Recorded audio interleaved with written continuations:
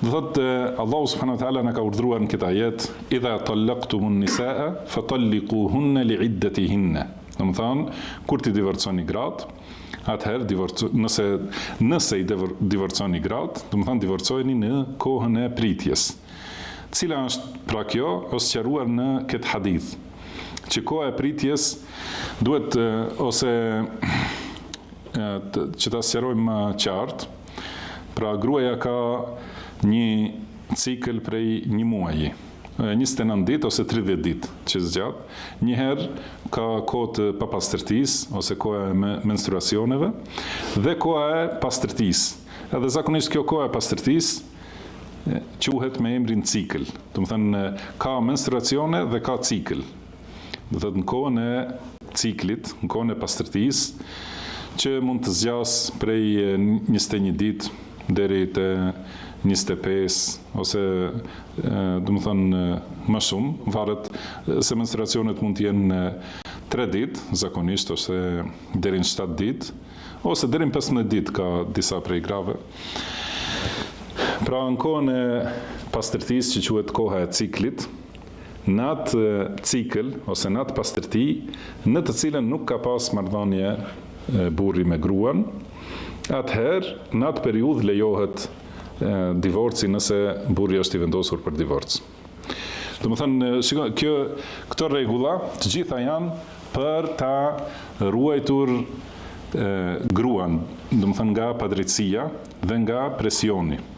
Prandaj burri e ka haram ta divorcoj gruan përveç se me këto kushte. Do të thënë, kur vendos burri që ta divorcoj gruan, atëherë duhet patjetër të jetë në këtë gjendje gruaja. Do të thonë se nuk i lejohet burrit në momentin e nervozës ta divorcoj.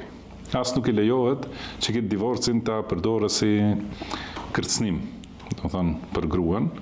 Kjo do të thonë që nëse burri sheh që nuk mund të vazhdoj të jetoj me një grua, edhe përpiqet, si është treguar në ajete të tjera, se si duhet jetë edukimi edhe përpjekja për përmirësim të raporteve bashkëshortore.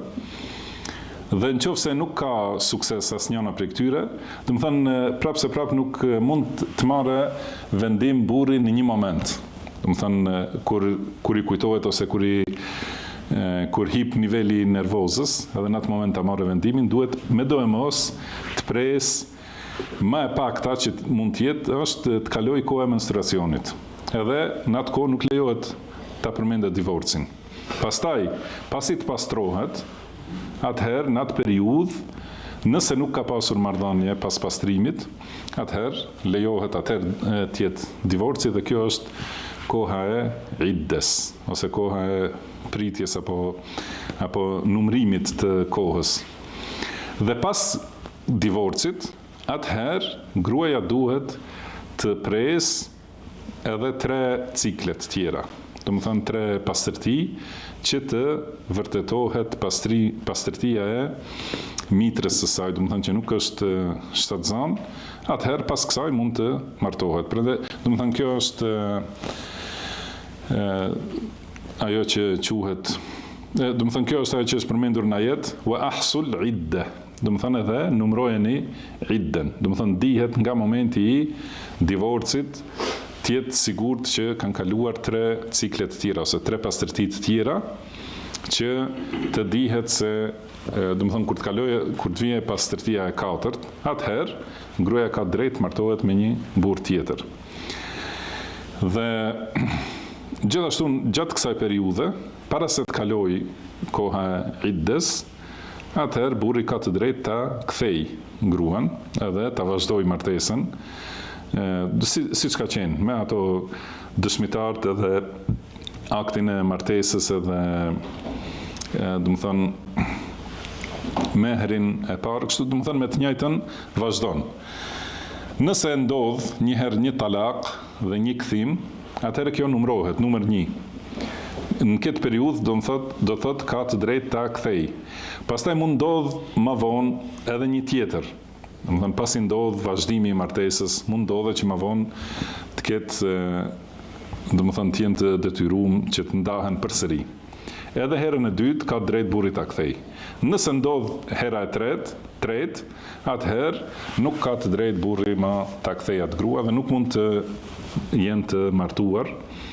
Atëherë kjo quhet ndarje bain, domethënë si më thon përfundimtare, ose ndarje ose divorc ndarës.